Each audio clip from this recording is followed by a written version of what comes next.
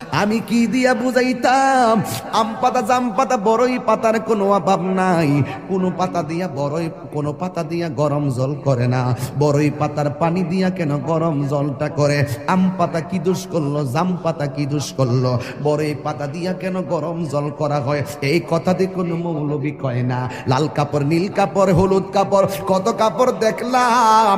কবরের কাপড়টা কেন ভাইজান সাদা? এই সাদা দিয়া কেন দাফন করা হয়? এই কথা দিয়ে পৃথিবীর কোন মৌলবি কয় না রে। এ আমার যুবক,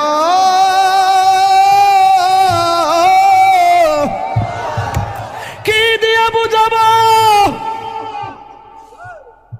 কবরটা কেমন ডেঞ্জারাস? কি দিয়া বুঝাবো মরণটা কত কঠিন? কি দিয়া বুঝাবো তাহিরের একটা দিন চলে যাওয়া মানে হলো আমার জীবন থেকে চিরদিনের জন্য দিনটা চলে গেছে। কোটি টাকা দিয়েও এই ঘন্টার সময়টা আনতে পারতাম না। এখন আমি শ্বাস ফালাইতাছি, একটা টাকা বিল দেওয়া লাগে না। নদীর পারে হাওয়া খাই, বিল দেওয়া লাগে না। পল্লী বিদ্যুতের ফ্যান বাতাস খাইলে বিল দেওয়া লাগে।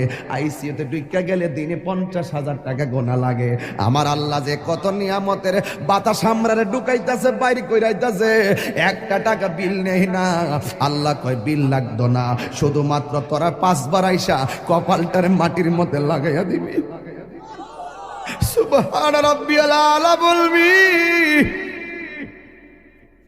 দুনিয়ার মালিকের ডিউটি 20 দিন না করলে 20 দিনের বেতন কাটা। আর আমার আল্লাহ তোরে হাজিরা দিছে দৈনিক 5 বার। 1 মাসও হাজিরা দেও না, 2 মাসও দেও না, মাঝে মাঝে সিটারি হাজিরা দাও। কিন্তু আমার আল্লাহ ইচ্ছা করলে তোমার গলার মধ্যে কাটা লাগাইয়া আমার আল্লাহ রিজিকটারে বন্ধ কইরা দিতে পারে। এরপরও আমার আল্লাহ রিজিক বন্ধ করে না কেন জানো নি?